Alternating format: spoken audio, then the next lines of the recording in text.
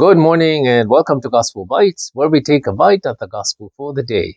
Today is Saturday, April 25th. A reading from the Holy Gospel according to Mark. Glory to you, O Lord. This is taken from Mark chapter 16, verses 15 to 20. After rising from the dead, Jesus appeared to the 11 and said to them, "Go into all the world and proclaim the good news to the whole creation.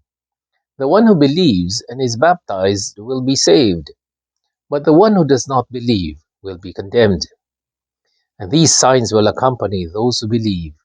By using my name, they will cast out demons. They will speak in new tongues. They will pick up snakes in their hands.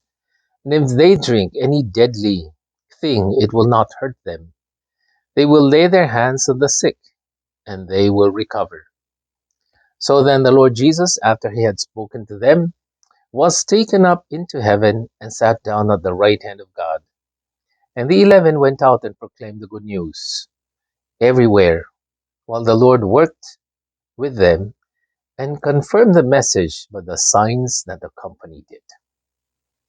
The Gospel of the Lord. Praise to you, Lord Jesus Christ. All right, so today we are celebrating the solemn feast of Saint Mark the Evangelist, one of the four who wrote the Gospels, and the commissioning of the apostles, according to him, was to go out and proclaim the good news. You know? The bad news is that humanity's sins have condemned the Lord, have rejected the Lord and put an innocent man to death. The good news is Jesus is alive, and he comes um, to acquit us from the crime of rejecting and condemning God to death. You know, the signs, the miracles were just there to confirm, to make sure that people will know that, okay, these people have authority, and these miracles are attest to the authority that they received. Yeah? So it's important to proclaim. That's why I tell people, don't be stingy, don't hesitate when you are telling stories about how God moved in your life. Huh? This is like uh, writing a gospel, writing a gospel according to you. I'm going to write a story of how God touched me, and I see how He touched the people around me. Then sometimes that's the only gospel that they will know, they will hear. So when we tell our stories, we always tell stories about jokes, about the things we read about.